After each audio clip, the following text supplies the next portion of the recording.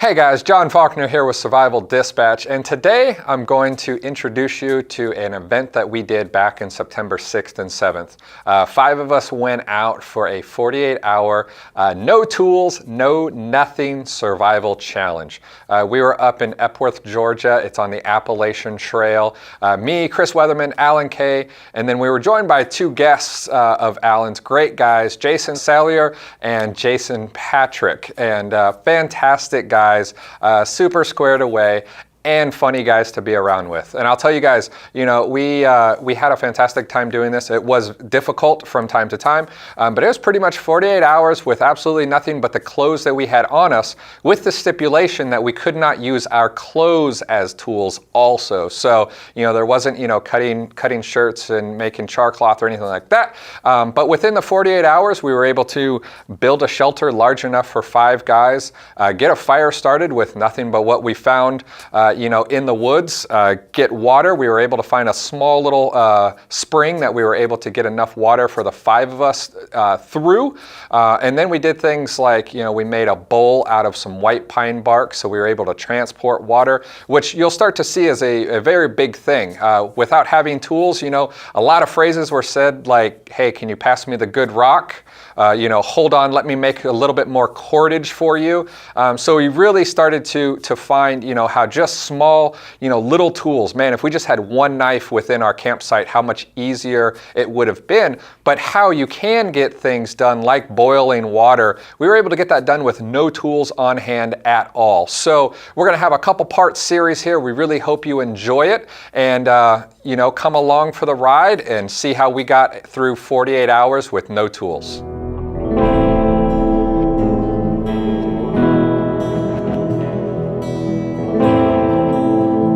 All right, so I am planning on having a rip-roaring fire here any minute. It's gonna happen. So I'm just going ahead and setting myself up for success, and I'm getting my my fire lay up off the ground. The ground isn't soaked because it hasn't rained in a couple days, but it is damp. I can feel coolness there, and if I was to lay my tinder bundle right on that ground, it might soak up some moisture and go out on me, and I don't have time for that. So ain't got time for that. Ain't nobody got time for that. Ain't nobody got time.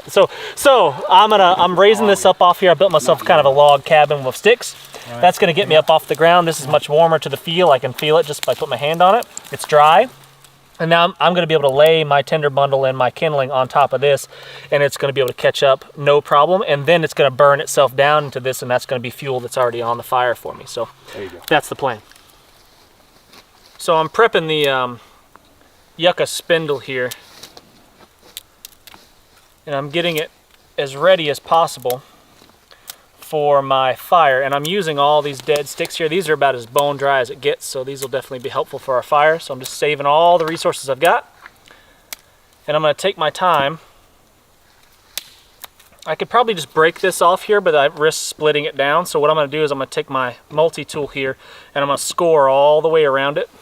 And after I score all the way around it, I should be able to snap it nice and clean and give me the nice straight length that I'm looking for my hand drill spindle. And once I score the whole outside,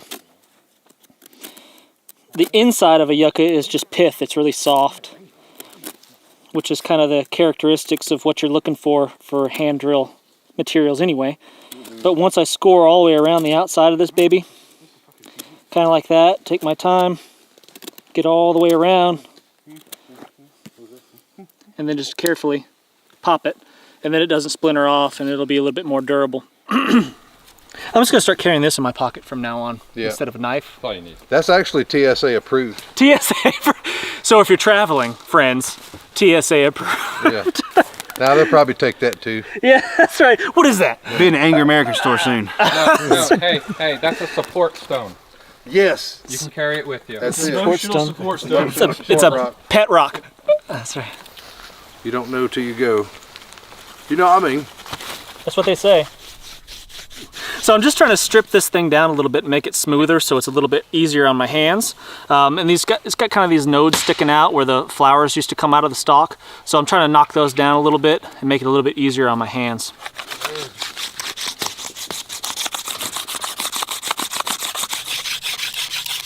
So right now I'm just trying to carve a depression with these rocks, and then I'm testing to see if it's going to be big enough to seat my spindle here, and I think it's going to be just fine. Just don't want it to be so shallow that it'll hop out of there and go into the dirt. So I'm just kind of working it in there, making sure it's not going to hop out on me. So you can see I'm already getting a little bit of dust buildup around the perimeter of my my gouged out depression there, and I could probably get a little bit of smoke just from barely applying any downward pressure at all. And that is a good thing. You can see it starting to darken a little bit. That means I'm getting a little bit of heat, and that's perfect. That's really a good sign. That tells me that I'm probably going to be able to get an ember out of this. I don't know yet for sure, but I'm probably going to have some success. So I'm going to leave this stuff up here to dry, stay in the sunshine there a little bit, what's left. And then all I need to do now is go get my tinder out of the sun, and then I'll carve a notch in this, and then we'll be ready to rock. So what we're doing is we're refining our tinder. You know, this is obviously pretty big. We want stuff that's kind of hair-like. See, as we separate this, some of this finer stuff, see the dust fly off of it. So this is what I want to have initial contact with my coal. And anything I find that's really big, I'm going to separate out.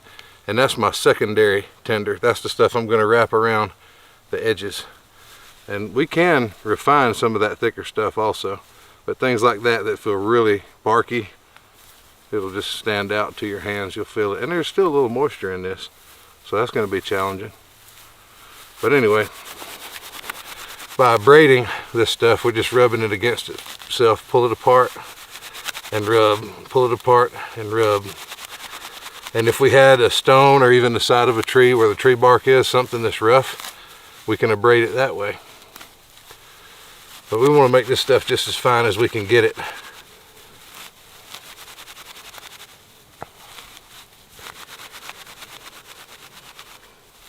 Yeah, man. And I kind of did a little loose wrapping already, but just when you make your bowl, that gives you where it won't burn through. Yep. You can keep it in that pocket.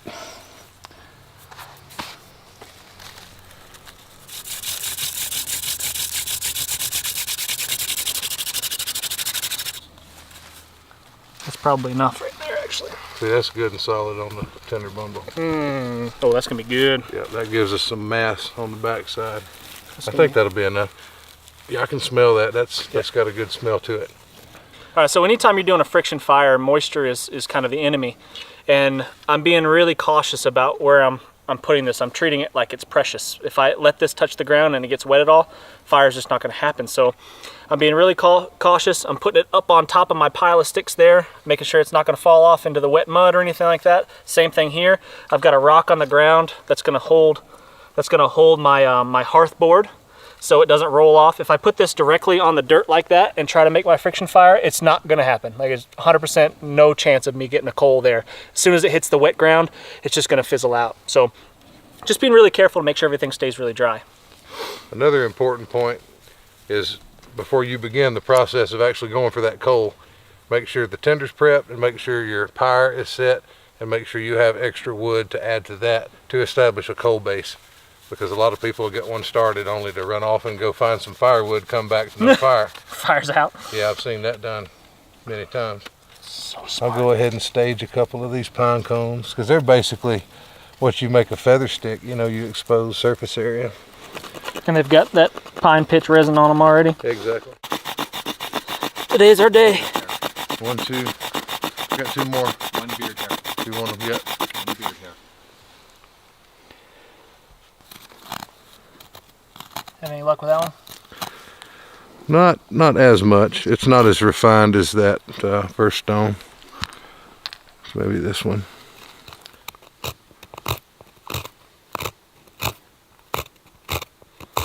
Now, sometimes you can find a good piece, but a lot of times it's pretty crumbly. But you see, working against that soft wood, it's making a pretty good notch.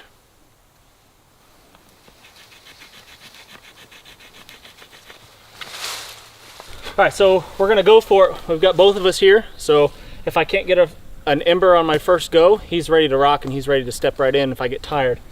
We've got everything staged. This is up off the ground on a nice flat dry rock. We've got our tinder bundle ready to go, so we can transfer that into that and then stuff it into our little kindling house there and hopefully blow it into flames.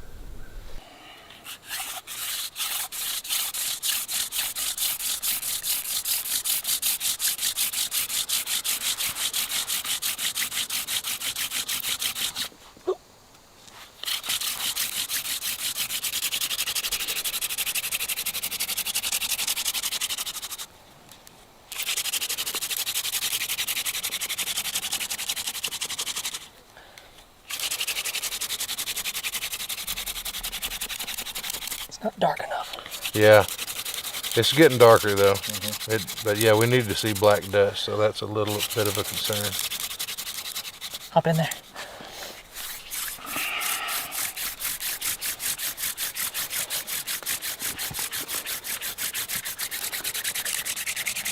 That's looking better. Yeah, that's more gooder. Yeah, you got it. We got a coal. Yeah, it's a coal. But I'm not going to stop, guys, Get it bigger. because the more dust I can create, the more robust. Yeah. Good job. All right. That's a Come coal. off my stick. Yep. Tippity tap. Pull this. Pull that.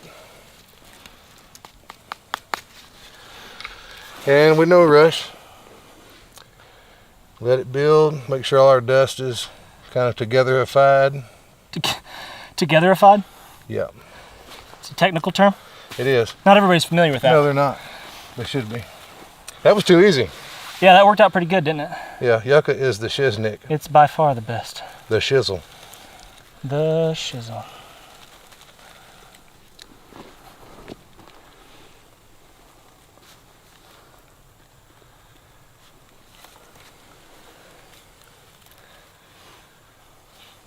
Yeah, let's just let that rest a second.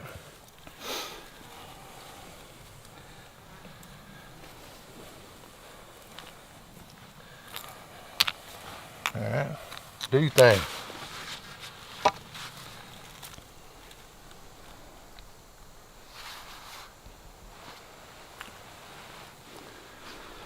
Keep our stick.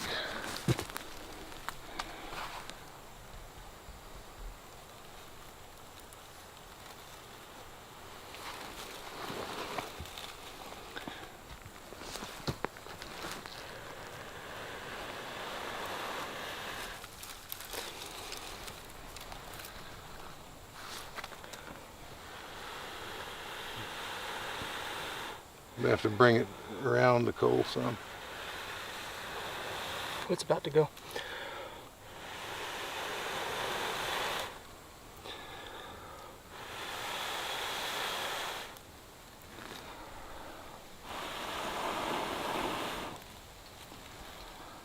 There it is.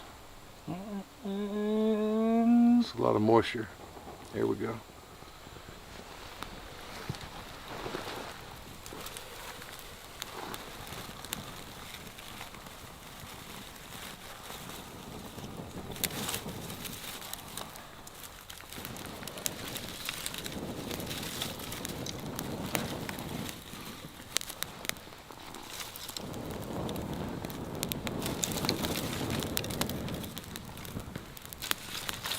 Voila. Good job, bro. Nice work, man. We have fire. Man, make fire. Ik maak zeer met mijn handen.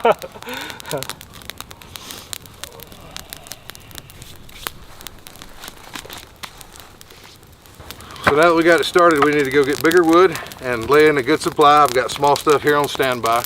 If we need to bring the fire back to life, we can. I'm going to take the hearth and the spindle that we used and put them up off the ground, and later we'll bring them into the shelter. But for now, I might hang them up in a tree or something to protect them from moisture in case we need them again. Look, that tinder bundle's still there. Is it still burning? Yep. It's still wet enough to stay there?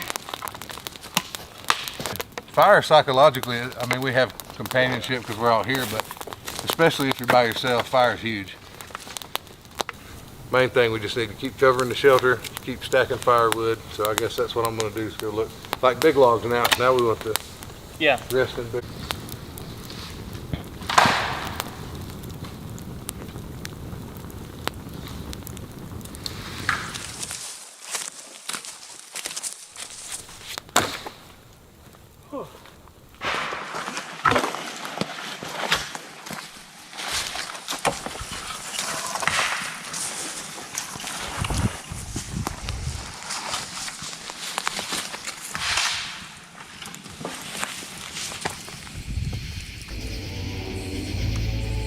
Hit the palm of my hand.